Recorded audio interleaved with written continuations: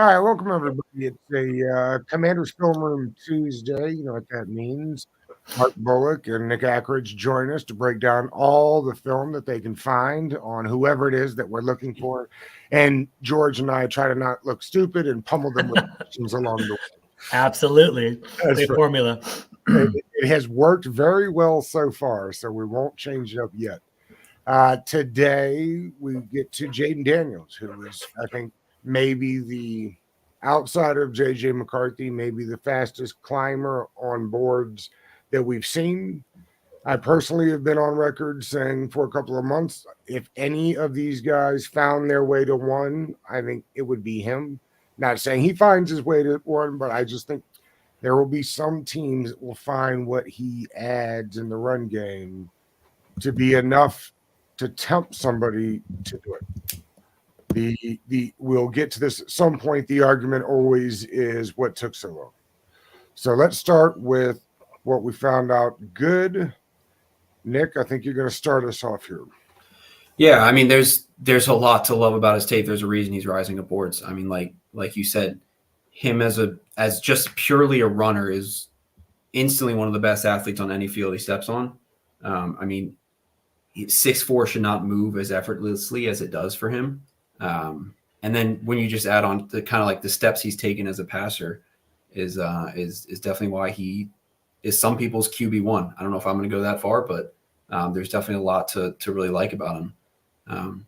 So this first play was from 2022, the conference championship game against Georgia. I just want to kind of pull this up. It's a simple little clip. It's looks to they motion the slot tight end receiver over here, and it's kind of like a little pivot concept where you've got that outside receiver running kind of a shallow post, and that slot guy sort of running a pivot route out there, and it just kind of shows his anticipation. And it wasn't a 1 year sort of thing. Like there were these sort of plays that were there last year, and I love looking at the end zone view of these and kind of seeing where he starts his throwing motion. And Nick, did you pick film against Georgia specifically? Are you gonna do this to me all day long? Or no? Yeah, because last year when they played Tennessee, I think Tennessee whooped them, so couldn't pull anything from there. Naturally, but no, it's just a great clip to kind of show how he processes this information, and when he's look, he's already triggered the ball here, and you've got the receiver not even the ball's supposed to go here. And the right receivers here. So it's just the type of anticipation you want to see. And one of the things that I kind of knocked him for was, that consistent anticipation. But there are definitely some throws out there that shows that he can do it, which is kind of the most important thing here. So, I mean, just kind of looking at it, you see them rotate from too high into their single high. So, again, this whole game, he was kind of catching low balls like this from the center. Yeah, that snap.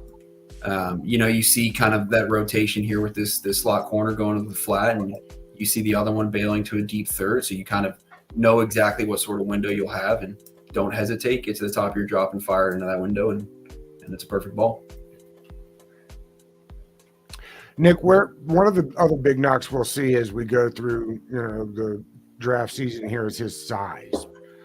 People say, yeah, he's 6'2", he's 6'3", but he's only 210, and he puts himself in precarious positions. And certainly the fan base in Washington will have visions of Robert's knee flapping around in the wind and be very scared. It's not exactly like that, though, right? No, I mean, I think there are some very fair comparisons to RG3 in terms of the style of runner. He kind of looks like a track star when he runs.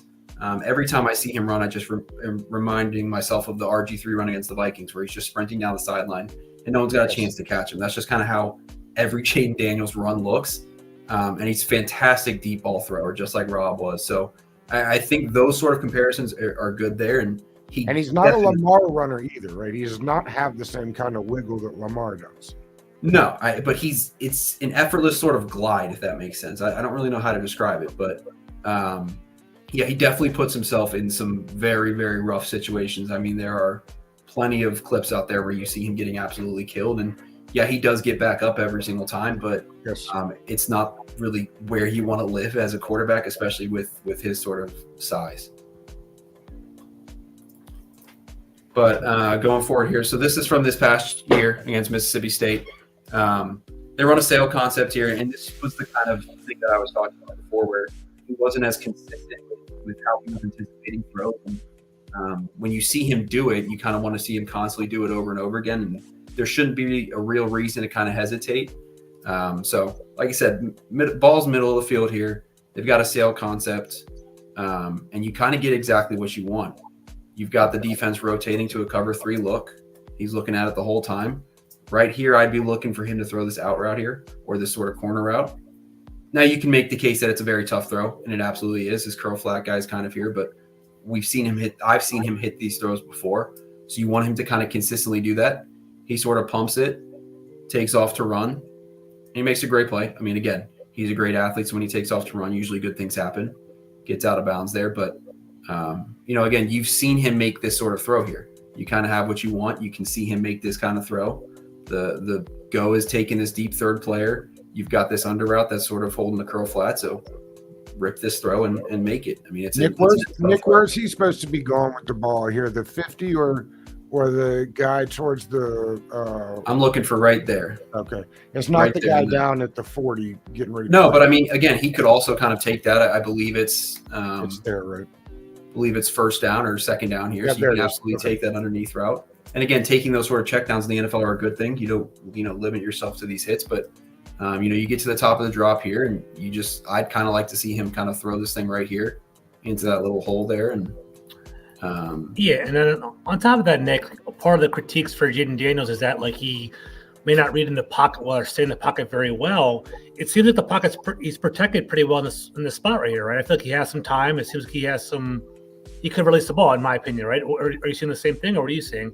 Yeah, I mean, it's only a 3-man rush here, but yet the LSU offensive line was fine. I mean, he had plenty of clean pockets out there for him to kind of work with. So okay, the pressure wasn't really a problem. It's just sometimes he, for whatever reason, didn't rip it when I thought he could. Again, you can make the argument that this is a nice, safe play where you don't want to risk that throw. But looking at this next play, the very next week, they have a sail concept again, exact same concept here.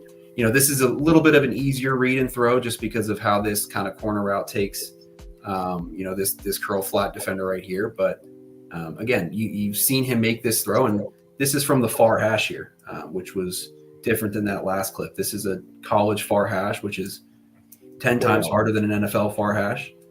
So again, gets to this top of his drop and just rips that corner route right on time and right where he needs to be. Again, it's a bit of an easier read once this curl flat defender kind of redirects this route and sort of sinks back a little bit. He's not getting underneath it as much.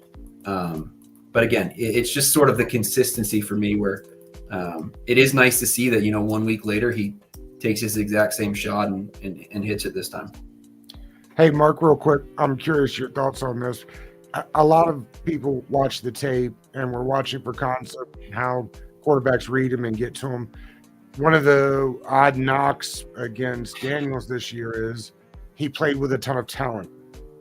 And that should be elevating his production just because of the fact that he has got 2 first-round receivers. I'm curious, as you're watching it, how do you blend the two of watching the tape, taking out all those other things, and getting to production of what the quarterback actually is?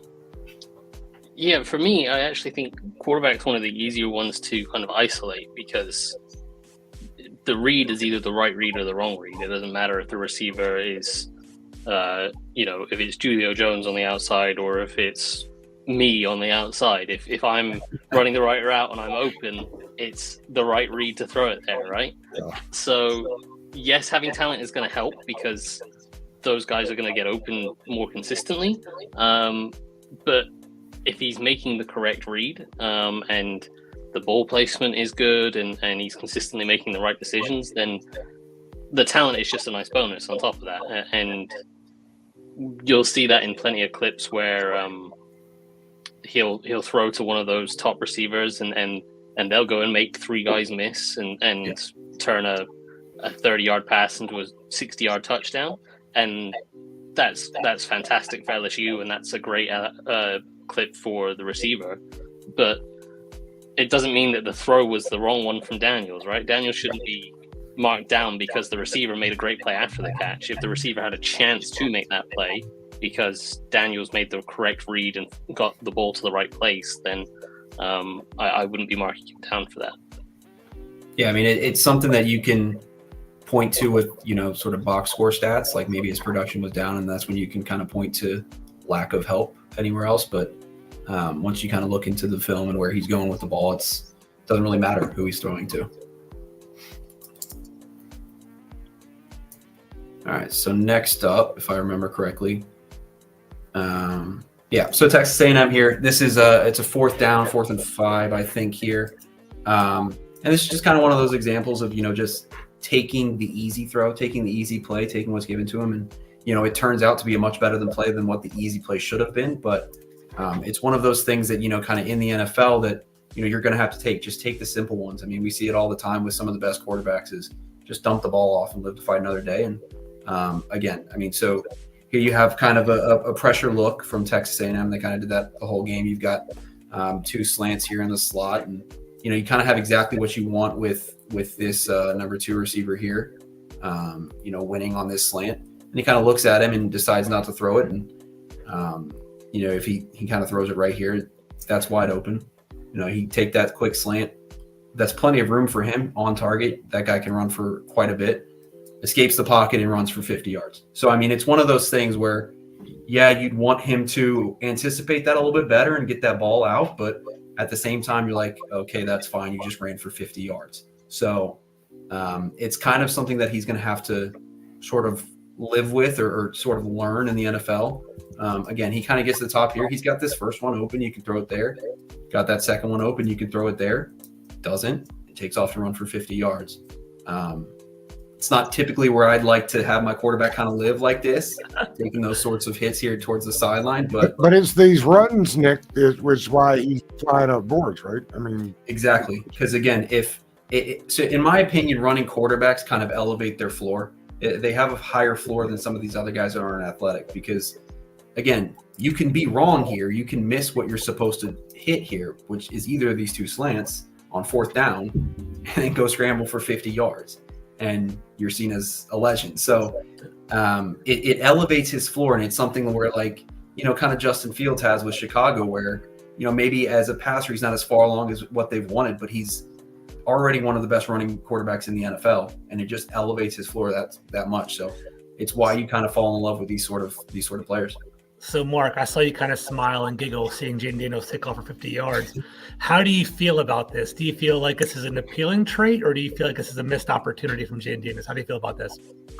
Well, I was laughing because I've got a clip of or a little section of my clips later on with about 5 more examples of this exact thing. Okay. So it's definitely a thing. And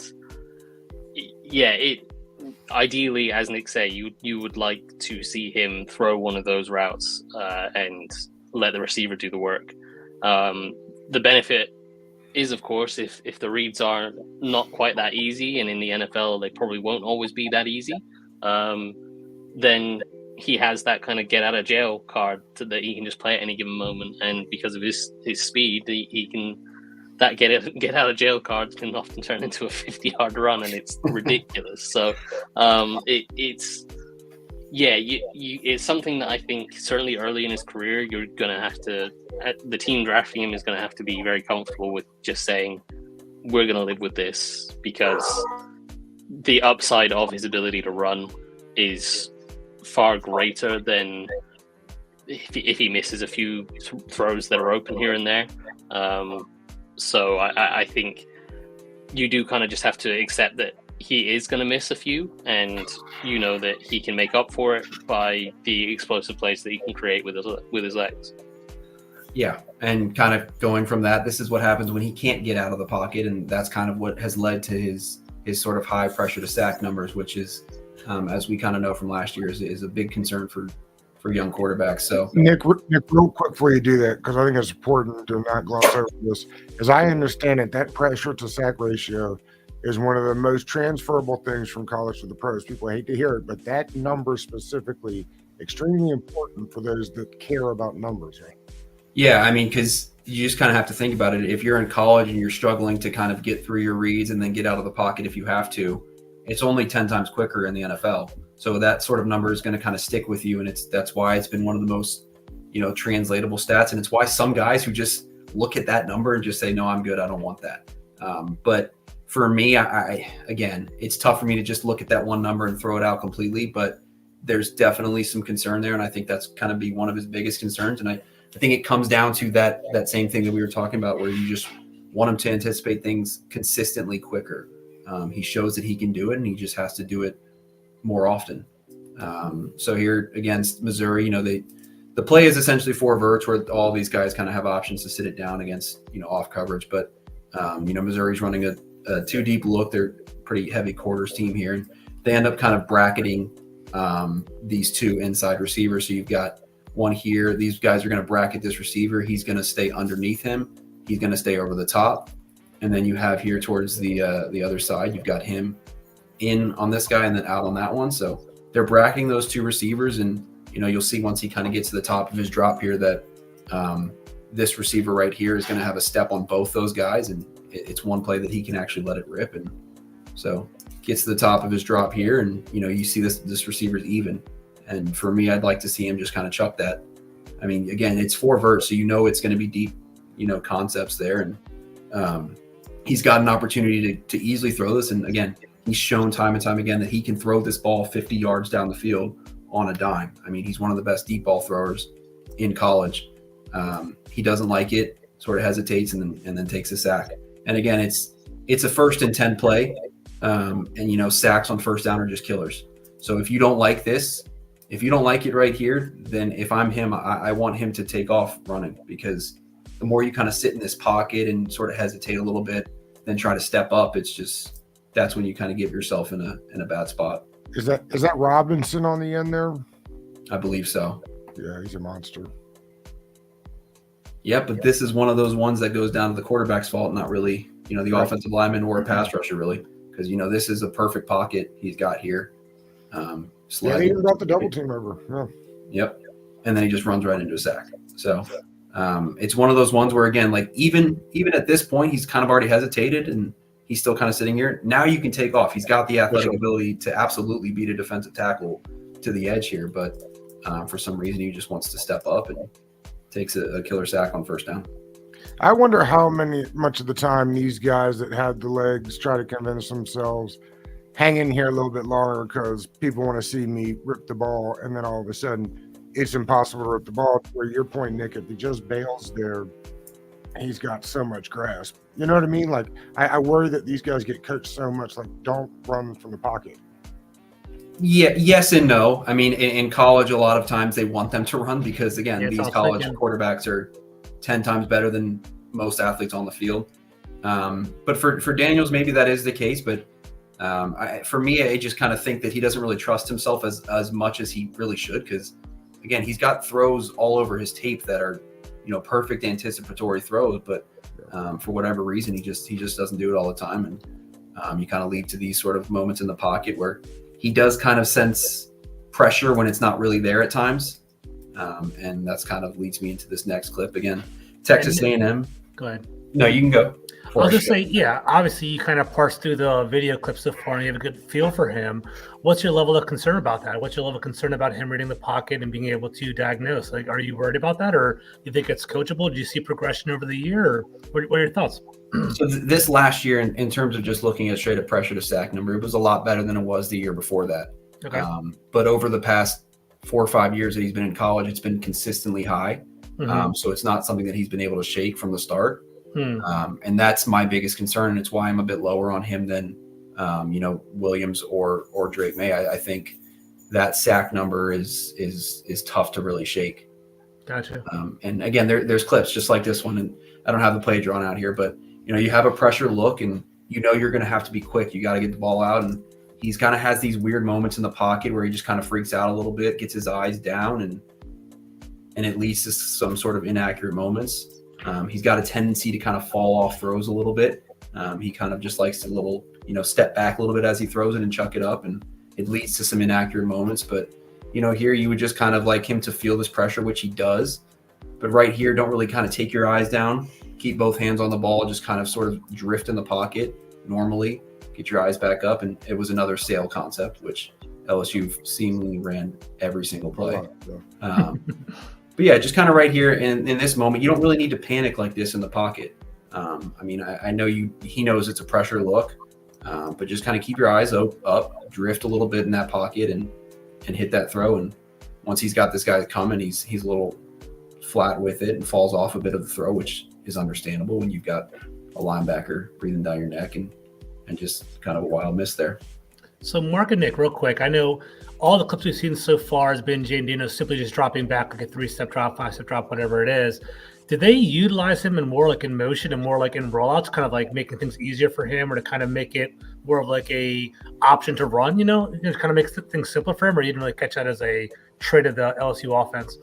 No, they trusted him. I mean, they trusted him to make full kind of field reads. There was a lot of plays that, can see him going from one side of the field to the other consistently. There was more like bootlegs, Dick. Like, do you see any bootlegs as part of their offense? Okay. I mean, there's obviously a touch, but I wouldn't say it's a huge thing that they would do. But yeah, I mean, they obviously do it a ton, and he's shown he can, kind of throw on the run and whatnot. But they were, a pretty, decently sort of normal offense in the terms of just kind of letting him read the whole field.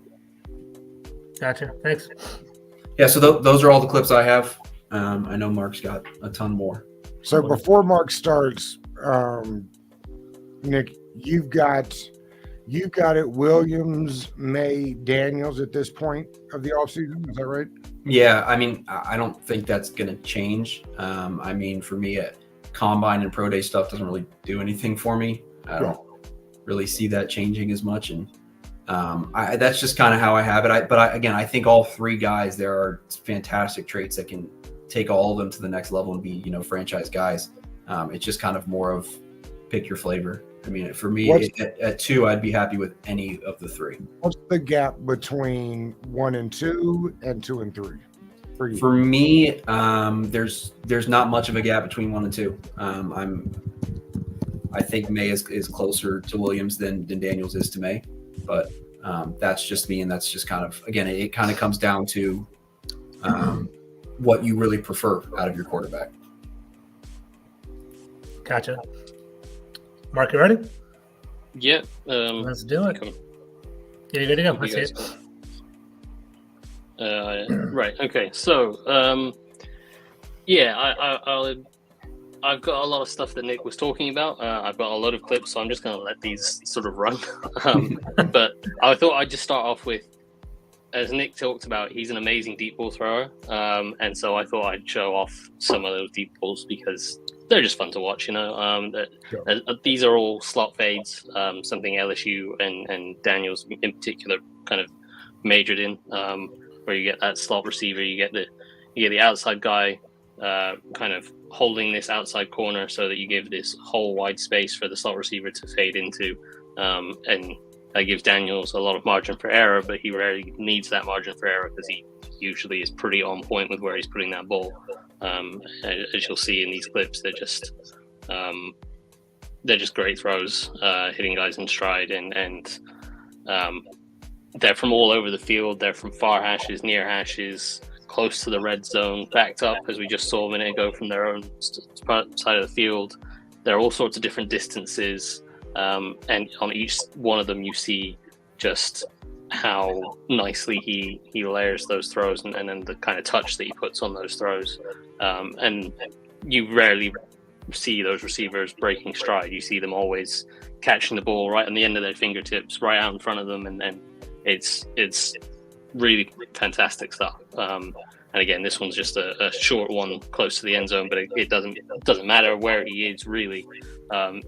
Change the distance and the angle, it's still great touch and a great deep ball. So that was what I wanted to highlight with those. That little portion was just kind of building on what Nick said, that he is a fantastic deep ball thrower and he's really capable of some real good deep throws. And a lot of people call him the best deep ball thrower in the class. I probably wouldn't put him above Caleb Williams, but I would put him not far off. And that is certainly a very, very high bar. So he's great with the deep ball. Then Mark, the other question before you do this is, and where you may be getting to here, but another thing I hear all the time in the modern NFL is, how are they able to attack the middle of the field the more and more we rely on that in the passing game. We've seen a lot of the outside stuff in the deep ball. I'm assuming we're going to get to the middle of the field stuff. Yeah, we absolutely are. I'm just going to look at kind of build on what Nick said, where his ability to read the field, and then we'll get to the middle of the field. So I definitely will touch on that. So first, we'll start with more of the examples of him being able to read the field. And you see here, you've got a little switch release where you've got the outside receiver running a go. You've got kind of a basic cross from this receiver, and then you've got a shallow cross from the backside. And he's going to work through this progression really quickly, and it's against Alabama, good defense, really well-trained defense, and you're going to see him work through the progression really quickly. He works to his left. He's reading this switch release, and he's kind of reading both guys at the same time. But from this point, you can obviously see he's got this guy on top of this outside route, so he's more working to the inside guy. But he doesn't like that look, so he comes back across the middle, and he spots his shallow cross from the far side, clearing this underneath linebacker. He hits it, and then we've got all this room to run after the catch, and that's where we talked about with the talent is where they can go after the catch. But before the catch, the process is really good. Again, you see him looking to the left here. He's reading those two receivers as we talked about. Doesn't like either one, so he comes back across the middle. He sees that he can't find this shallow cross right away because we've got this linebacker here. So he shows some good patience and waits for this receiver to clear that linebacker, and then he throws it into this second window. And again, as Nick said, the anticipation a little bit where he's throwing it before he clears the guy and puts it in stride, and you pick up some nice yards after the catch. Another example here where you've got, let me bring this back a little bit. This one was even more of a progression. So we saw them kind of go 1A, 2 there. This one, you've got a corner and a flat route, and then you've got a kind of dagger concept on the backside where you got a receiver going up the middle of the field, trying to clear out any safety and open up the middle of the field for this dig route. And so he kind of goes 1-2 with this, checks 3 here, and comes all the way back to 4. So again, this is just to prove that he is fully capable of making full field reads. And you see, he just checked off this one, didn't really like it. He's now looking to the corner route, but this corner on the outside is playing with heavy outside leverage, so he knows that's kind of dead. So he immediately, we'll show the end zone angle in a minute, but you can see he's coming back to the middle of the field. And I think he probably wants this. The ref kind of plays as an extra defender in that throwing window. Hate college for that. Yeah, so he can't take that throw. So he quickly progresses back to this backside dig and waits for it to wrap around this flat defender and hits it over the middle for a nice gain. Yeah, LSU ran this concept a lot, and it showed that he can, again, do exactly what Mark is showing here, that he can get from one side of the field to the other on time and with good anticipation. And LSU ran a lot of the same concepts over and over and over again, but it just kind of, again, proves that sort of myth was just kind of showing you who is watching and who is not actually watching him play. He's not just a chuck it deep and run kind of guy. He can absolutely, read a defense. Rance is one of the Super Daniel supporters, so I know he's in the chat, just going crazy excited over this. Don't get him started. Yeah. So that point Nick just made, that he's not just a chuck it deep guy and he likes to work through his progressions. This is a great play for that, because I showed at the start he loves to throw these slot fades. LSU loves this play, and they love to throw these slot fades, but sometimes they're just not there, and you have to progress off of them. And so we see here this corner is kind of anticipating, hey, I'm probably going to get a slot fade because that's what they run half the time. So he is way off, and he's sitting on top of that. And, Daniels comes across here. He wants it, but this guy is bailing immediately. That is just dead at the snap of the ball. So instead of being like, okay, I'm going to force this down the field because I know I've got a good arm and I've got great accuracy down the field, it's, okay, well, that read's dead, so I'm going to come off of it. I'm not just going to chuck it deep for the sake of it. I'm going to work to my backside, and you can see he comes to his backside, and he's got all this middle of the field other than the referee to work with, and he hits his receiver in the middle of the field, and then his receiver goes and makes a nice play for him after the catch. But again, coming from the backside angle, you can see he's working right off the snap. He wants that slot fade, quickly realizes that corner is really not letting him have that. So he just comes back across the middle, hits his guy. Nice play, more progression stuff. So, and then more stuff where I kind of just wanted to show that he's not just some one read and run quarterback. And as we just saw, he's capable of progressing through stuff, but he's also really capable of understanding what the defense is doing and where they're weak and how they can attack it. So on this play, I've got the coverage structure drawn up. It's a cover 3 structure, but without the lines on the field, you'll see we've got 2 deep safeties. So it looks like it's 2 deep at the snap. But what actually happens is this safety bites up or buzzes up into here, and you got this safety rotating back, and you've got a cover 3 structure. And obviously against cover 3, the weakness is the seam. So when Daniel snaps the ball, he's checking this safety. He can see this safety is buzzing up into the curl flat. So the hook curl zone. You got the slot corner buzzing out to the flat, and that kind of is a pretty big indicator that actually this is probably cover 3. So he immediately thinks, I'm ripping this seam ball. As soon as this guy clears that slot corner and that corner's not attaching, he knows I can throw this seam route before this safety has any chance of getting there. So he rips it up the middle, and then his receiver goes and makes a nice play. But again, like what we talked about earlier with the talent, it's great to have the talent that goes and does this after the catch. But the actual read of the play was really good. So the process was good, and that's what you like to see. And another example here of him using information and understanding what the defense is doing. So this is a fairly basic thing. You get the tight end going in motion across the formation. You get, I think this is a safety or a slot corner following him across the field, and then he knows it's probably some form of man coverage. That's typically a man indicator. And then he's got his number 1 receiver on the backside here on a curl. So he knows if I've got man coverage, I can just go to my guy one-on-one. And again, this is where having the talent helps, because you've got your really good matchup that you want out here. But again, it's him using the pre-snap information from the motion, showing that there's more to him than just being a one read and throw quarterback. He checks that this safety is kind of buzzing down in a kind of robber kind of role with the other safety playing deep. So again, he's confirming I've got one-on-one on the outside. So, and we see the anticipation. Receiver hasn't made his break yet. He's sort of started to come away to begin his throwing motion, delivers that ball and hits his guy. And then... So Mark, real quick, I've worked with you enough, so I know potentially we're going to see some negative clips coming up in a moment. But my question so far, though, is what's your comfort level so far about Jayden Daniels? It seems like you're pretty positive in regard to him as a processor, as someone that can throw from the pocket. Is that fair to say, or what are your thoughts on that? Yeah, I think I'm with Nick in that he shows a fair amount of the time that he can do it. He's really capable of doing it.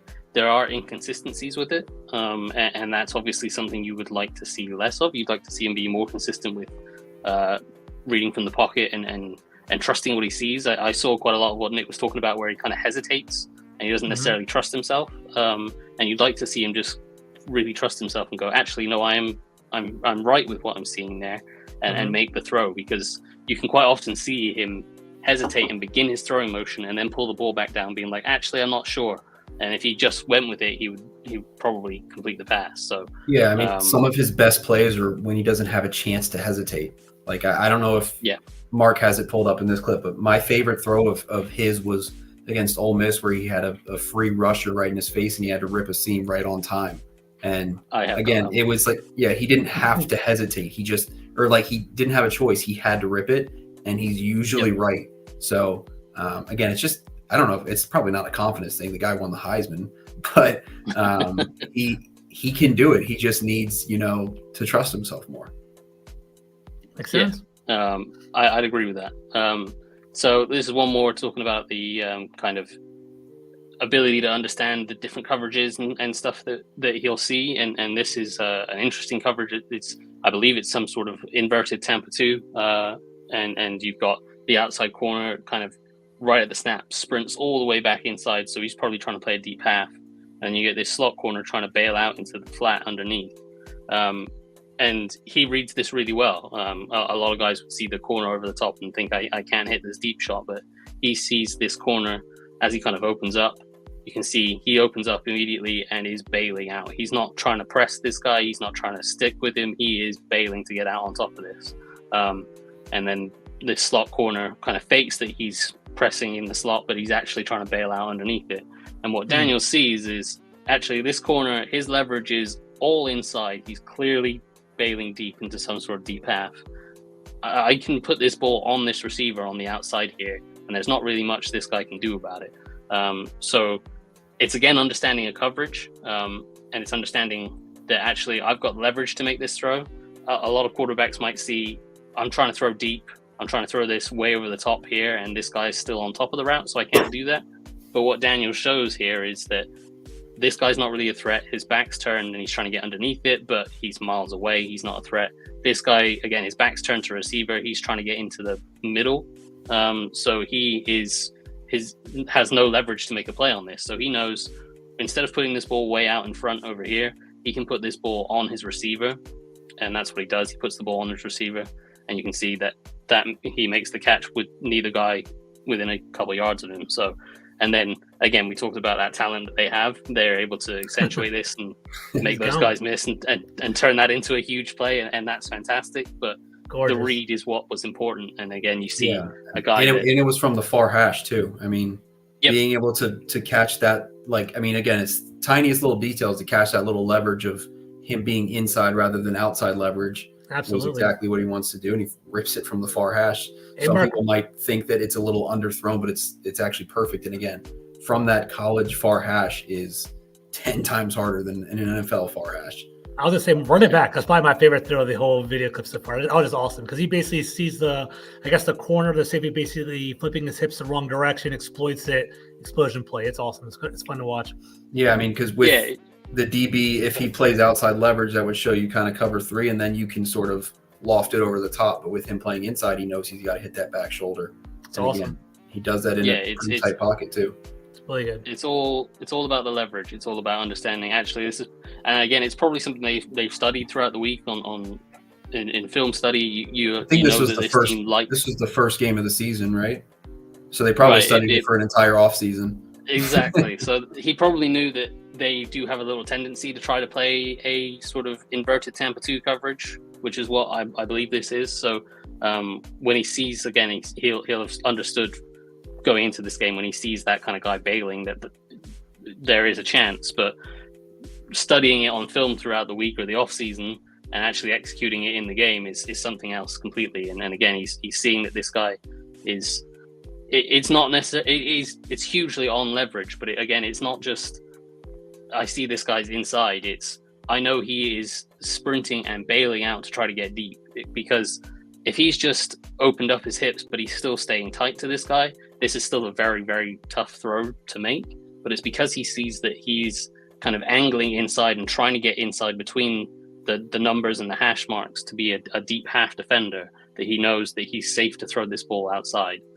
So the ball placement and the understanding of the coverage is fantastic, and it's another play. It's a play that I really like because it dispels the idea that he's just this one read and go terrible pocket quarterback. But to that point, Mark, there's a little debate going on in the chat. I don't know if you guys want to answer or address this.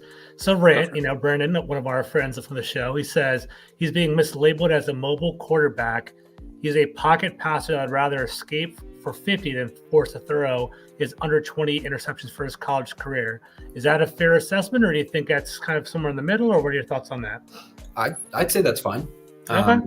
For me, my kind of knock is that he doesn't sort of force throws, if that makes sense. Okay. I would kind of like him to force more throws, not be as conservative. But again, that's not a bad thing at all. That again is just my sort of thing with his anticipation. But yeah, no, he is going to be instantly one of the best running quarterbacks, but can also, like we've shown here, read a defense from left to right, right to left.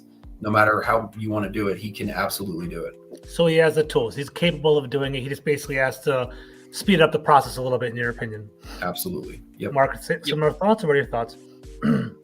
Yeah, I kind of agree with Nick. I don't want to say he's this really polished pocket passer. He has some really good traits, and he shows a lot of glimpses of doing it. As we kind of talked about, we'd like to see it a little bit more consistently from him. And there is a little bit of a tendency for him at times to be like, I'm not 100% sure exactly what I'm seeing, or I don't quite like this look, so I'm going to trust my legs. But when you're a guy that can run as fast as he can and basically outrun anyone else, then you probably would be like, actually, that read's a little bit muddy. I'm just going to take this off and house it myself. So, but yeah, this next set is stuff that Doug was talking about earlier, where we want to attack over the middle of the field, because in the NFL you do need to be able to do that. And this is a nice full field dagger concept where you've got two guys both running clear outs. You've got the big dig route on the outside, and then you've got a shallow cross to occupy anyone underneath. There's a lot of different ways to run dagger. You can run the very basic version, you can run the trips version, and you can run have a little shallow guy underneath. They're putting it all in one go here. So this is really nice from LSU. It's putting all the eggs in one basket a little bit, but you can see the hole that it opens up, and you can see you get the underneath linebacker driving on this shallow. You get the safeties going deep from the two deep routes and the crosser, and this opens up a nice big gap in the middle of the field for that dig route. All Daniels really has to worry about is this linebacker, and this linebacker is driving the shallow, so he knows he can anticipate and hit this over the middle in this window, which he does really nicely, and finds his guy over the middle in that massive hole in the middle of the field, and let his receivers go to work. So that's one example of him attacking the middle of the field.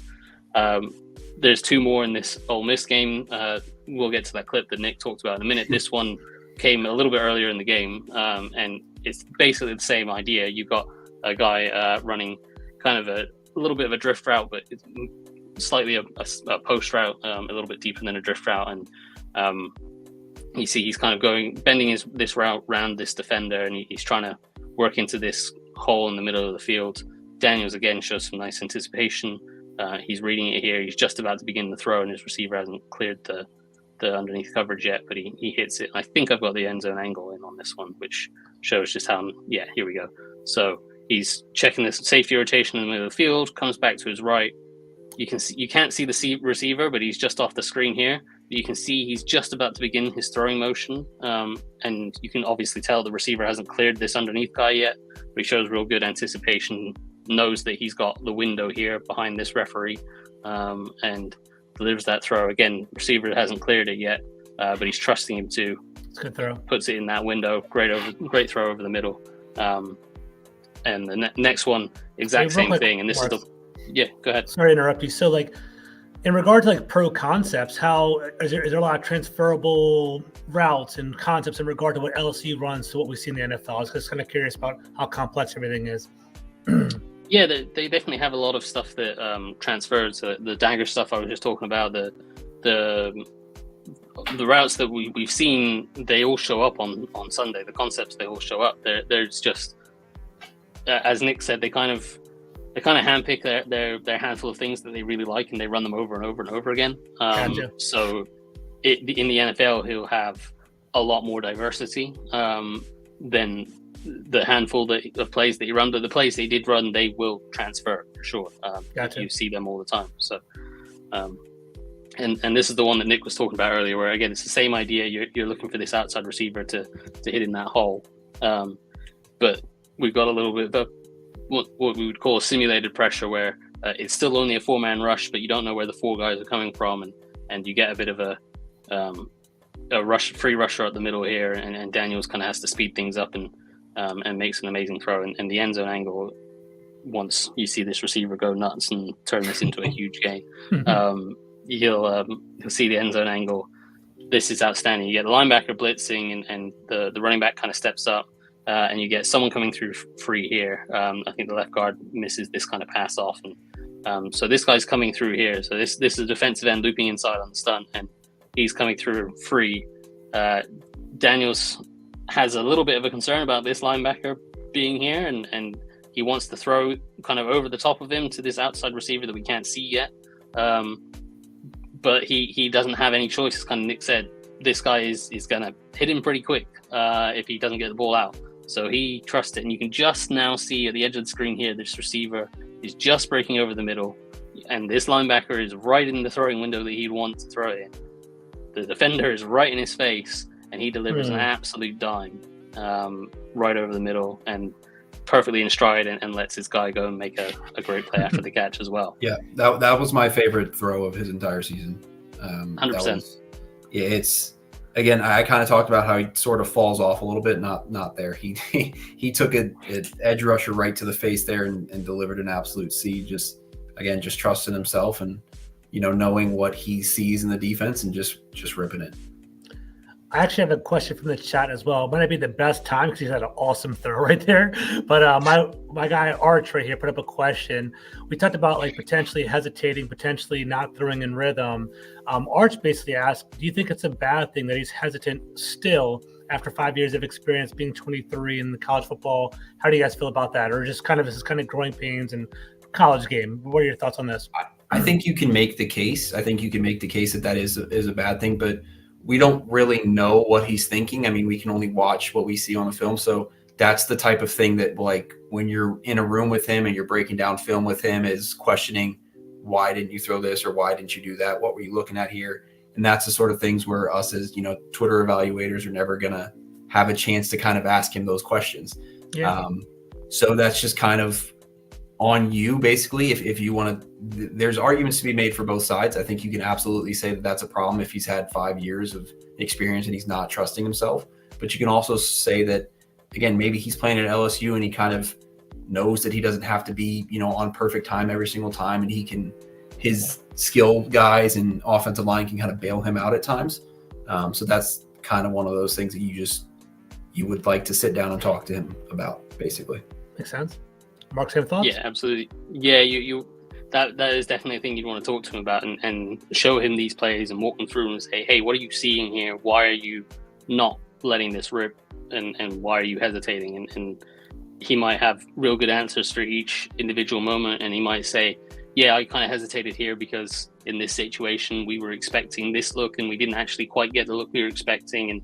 And if you go back to it on the 2 drives later, we showed the same play, and I got the look I was expecting, and I threw it in there. So there's usually an explanation behind why he's hesitating, and then that, as Nick said, that stuff we'll never get to hear. But it's certainly something you would bring up to him, but we'll probably never hear those conversations. Yeah, I mean, it was something with CJ Stroud. Like, for me, I was a little lower on Stroud because, again, I thought the same sort of thing where he was not constantly anticipating and as consistent with it. And then there's, you listen to clips of him talking up plays and diagramming them, and you're like, okay, yeah, no, there was a reason for all of that. And he's clearly one of the smartest guys ever when it comes to the quarterback position. So those are the type of things that you miss just watching the film and debating on Twitter. You don't get to sit there and listen to him talk a concept and coverages and all that sort of stuff.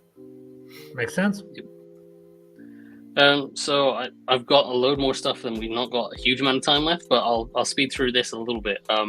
So this was an example of, again, kind of dispelling this myth that he's just a one read and run quarterback. He's got a lot more to his game than that. I think we've already proved that, but there's actually quite a bit of quarterbacking, and this comes from the experience of being in college for 5 years.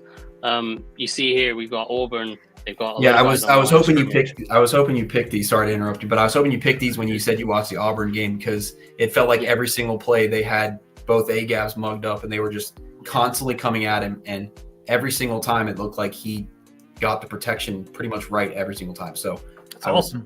I was very happy that you had the Auburn game already done, because I know you'd have these. Yeah. So this is kind of a cover zero look that they're showing here. From memory, they don't actually run cover zero here, but they're showing it, and it's third down, and that's a very realistic possibility that it could be a cover zero look, especially with how well they're showing it. You kind of got these heavy inside leverage guys, and there's no safety in the middle of the field, and everyone's up on the line of scrimmage. And so as a young quarterback that hasn't played a lot, you might see this cover zero look and just snap the ball and try to get the ball out, or more likely you're looking to the sideline and going, what am I doing? Coach, help me out. And then the coach will call you an audible, and that'll change clap and look to the sideline every single time. Exactly. Yeah, that's when I'm like, I'm out. That's not what Jayden Daniels does. What he does here is he sits there in the pocket and he goes, okay, I've got what looks like cover zero. I'm going to adjust things. So what you'll see him do in a minute is he'll signal to his running back and his tight end, and he'll move them across. And you maybe could argue you could just bring the tight end here and the running back there rather than have them switch sides, but that's a small detail. The important part is that he gets these guys into a position where he has enough blockers in to protect himself. So you'll see he motions his tight end in and his running back, and then they flip things across, and then he's motioning to his receivers, changing the route completely. And so now what he's got is he's got 5 offensive linemen plus 2 blockers on the edge. He's audible to his favorite slot fade we've talked about a lot. You're going to run that fade all with the a time. backside dig is their entire playbook. That's so funny. and so that's of course what they're going to go to in a must-have situation. But again, you love the ability to understand, okay, I might be in trouble in protection here. I'm going to get my guys in to protect. As it turns out, I think if I recall correctly, they bail out of this. So yes, they do. They bail out of it. They just rush 4, and again, it's kind of a disguised 4. So he then goes back into the quarterback stuff that we were talking about earlier, where he's reading the field, and he reads this slot fade, and he sees this guy's buzzing out, and he immediately knows, okay, well, it's not cover zero because this guy's going out. He sees this safety that was kind of over the top of this slot bailing out deep, and he's like, okay, well, I've not got the slot fade that I wanted. But he knows I've got a ton of guys in to protect.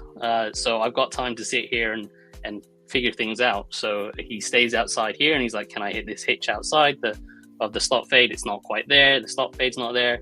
I'll come back across to the middle of the field, and I'll find my guy on a dig, on the backside dig, and hit him in stride and let him go and make that first down and then some. And again, this is just the end zone angle. You see him kind of instructing everyone and making the calls, and not sure exactly what blitz is going to come and if one's going to come, but he's got himself protected in case they do have one coming. And turns out they don't. So he takes his time in the pocket, and he checks his slot fade, and it's not there. And it's like, okay, well, I'll come to this backside dig.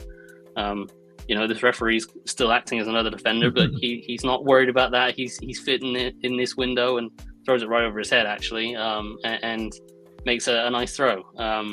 And this was the exact same thing later on in the game, and the receiver had gone in motion to this side of the field, and he saw a little coverage rotation with that motion, the receiver in motion, and so again he does the same thing. He tells his back and his tight end, actually, you guys are staying in, you're chipping and you're protecting, and we're changing the play. We're going to get to that exact same thing we just saw a minute ago, where we got the little slot fade on the outside here and the backside dig, and this time they kind of bail out of the cover zero look a little bit earlier. So they've got that safety in the middle of the field, but he's still not sure where the blitz might be coming from, wants to keep himself protected, so he does.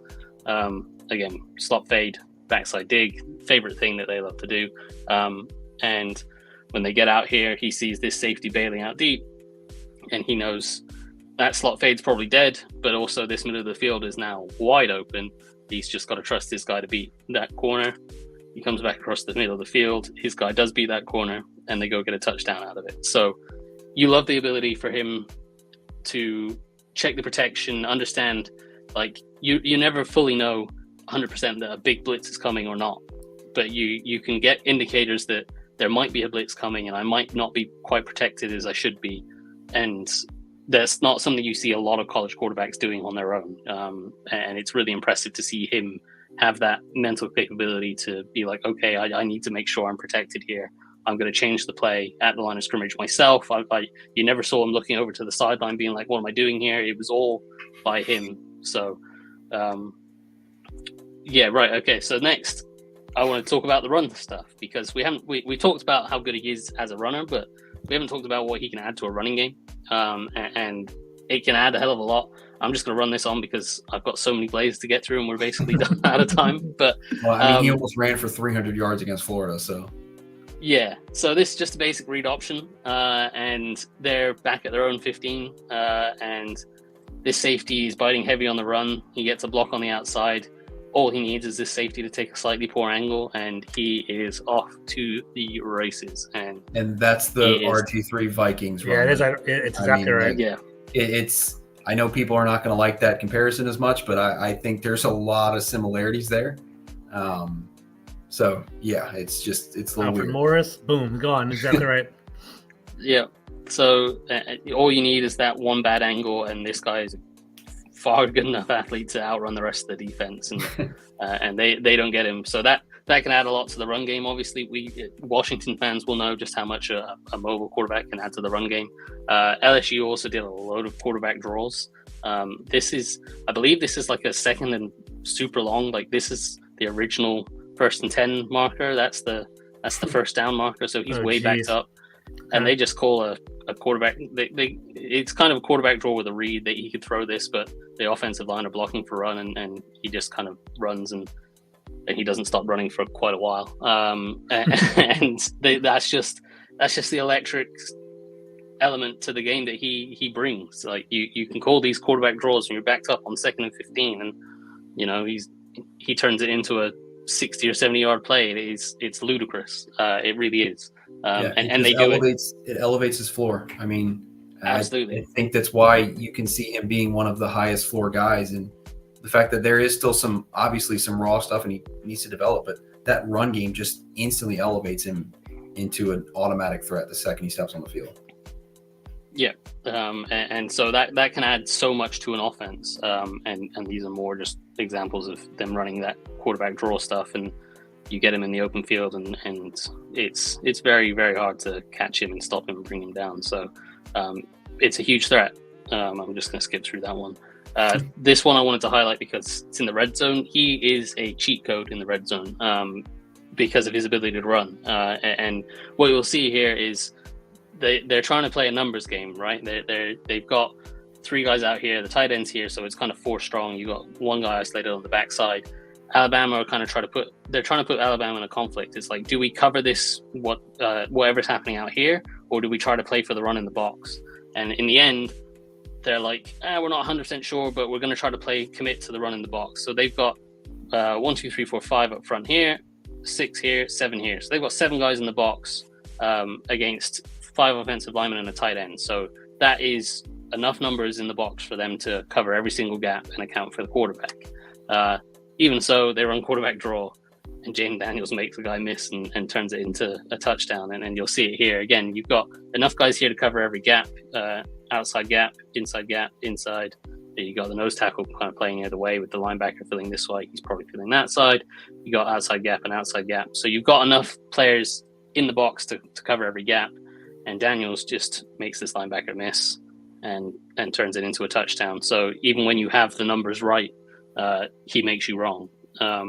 And that scrambling ability, that running ability is a huge asset for when plays break down, as we kind of know with every other quarterback that we've talked about with Caleb Williams and Drake May. When plays break down, they're able to run around and extend things.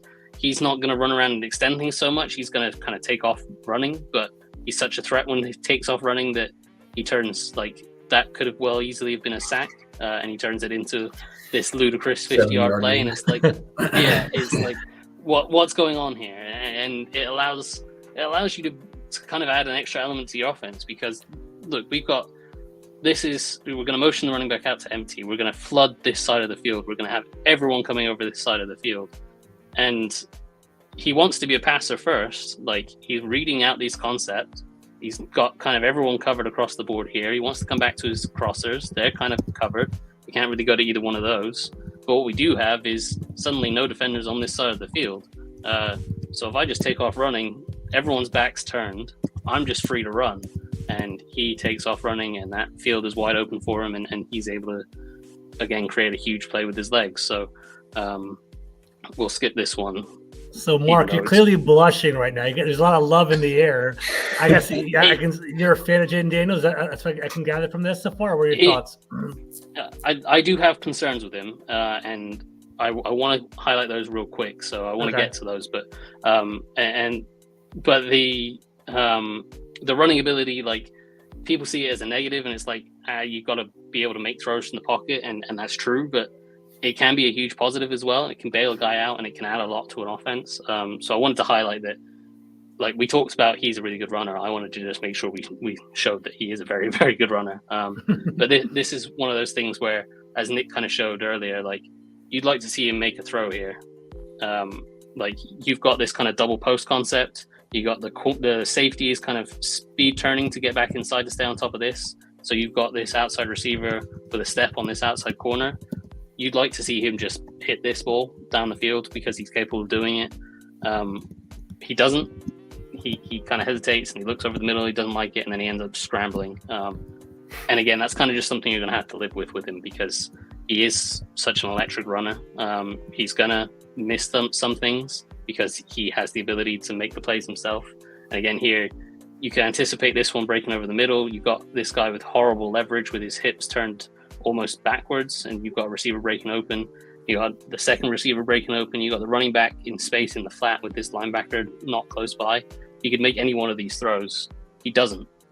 And he sits there and he kind of hesitates, and then he has to take off in the pocket. And of course, when he takes off running, he goes and makes a huge, stupid play. So it's you have to be willing to live with the fact that he is going to miss some stuff, and he's explosive enough to make up for it. But the downside of it, the real red flag for me is he exposes himself to far too many hits. Oh, I love this play. The stuff that he exposes himself to is far worse than anything RG3 ever did in Washington. And then this one is the best one to highlight it. He could quite easily hit this slant route here, and he probably should just hit this slant route here. For whatever reason, doesn't trust it. Maybe he thinks this safety's biting up. He doesn't like it. I think that's NFL open if he throws that inside and trusts this guy to run onto it. He doesn't, for whatever reason. Sometimes quarterbacks don't like the look. So he decides to take off running. And when he decides to take off running, at this moment in time, you want your quarterback, when you see unblocked defenders, you want your quarterback just to get down. Yeah. I've never, ever seen anyone do this. He tries to hurdle. This is infamous. Yeah, we see this. And this angle of it is just crazy. I've never seen anyone try to hurdle inside between tackles, and he just gets blown up. And that was a huge hit in college. In the NFL, that linebacker is probably a lot bigger, a lot stronger, and hitting him a lot more. And this is another one. I think that hit kind of just happened at the wrong angle and made it look worse than it was, but it's still a big hit. And again, in the NFL, like I'm thinking Sean Taylor against that punter in the Pro Bowl right now, hitting him like that. Like that's. This is the $1 million question for me. 'Cause I feel like Jayden Daniels is dynamic and it's explosive. He can turn up another level, but like, what happens when he's not the best player on the field? When he's not the fastest, quickest person? Are you guys concerned about that? Like, what's your level of concern? Like, he's zipping through, these like Division I athletes, but a lot of these people aren't going to go to the pros. Like, are you worried about that at the next level, or do you think he can figure it out? My concern isn't so much that he won't run by a lot of guys. Like, he's still going to be athletic enough to run by a defensive lineman or a linebacker for the most part. Mm-hmm. My concern is that he tries what he does here. Instead of just giving up and being like, okay, I've got two defenders really close by, I'll just slide here. He tries to cut back up the field and tries to fight for every single yard. And if that is a 260-pound or 240-pound running back, yeah, sure, go for it. Run over those guys all day long. But you're my quarterback, my franchise quarterback. I do not want you turning back up the field trying to make an extra 3 yards on a run that I would much rather you just protect yourself. And again, it's not the biggest hit. In the NFL, that's going to be a bigger hit. And his film is just littered with these plays where, again, he takes off running here. He could quite easily bail out here and get to the sideline or give himself up. But instead of doing that, he cuts back up the field trying to beat these guys and pick up these extra yards that, like, just bail out, give yourself up. No, tries to cut back inside. He's got, not only does he have to try to beat this guy, he's got this guy ready to land a hit. And he, again, it's not necessarily the biggest hit at that moment in time, but in the NFL, you have to expect that these hits are going to be bigger and they're going to take a much more of a toll on his body. So that's the concern for me. That's the biggest concern, that can you coach that out of him, and the desire to make every single play and fight for every single yard. Obviously, you love that desire, that mentality, but if the guy can't protect himself, he's going to get blown up massively. And we saw what happened with RG3 when he took that knee injury. Like, he wasn't the same player. He wasn't the same dynamic runner afterwards. And that really halted his career. And there's obviously a lot of other stuff going on with RG3 and Shanahan and stuff. But, absolutely. He wasn't the same dynamic runner afterwards, and so you have to be concerned about that. And then I don't know how much you can coach that out of a guy, because obviously you don't want the guy to be, I don't want you to be competitive. Like you want your quarterback to be the most competitive guy, but you want him to be sensible about it, and you don't want him to be cutting up the field to try to fight for 2 more yards when he's already picked up 30 yards on an insane scramble, So it's a double-edged sword. Like you don't want to coach it out of him, but you also, again, and that just takes time and experience. But I mean, it's just tough. He's not built like Josh Allen. He can't really take those hits consistently. He's definitely very appealing, arguably the most high upside in the entire draft. Right? I feel like he's just a quick, mobile quarterback that can do whatever. So I'm really excited about him.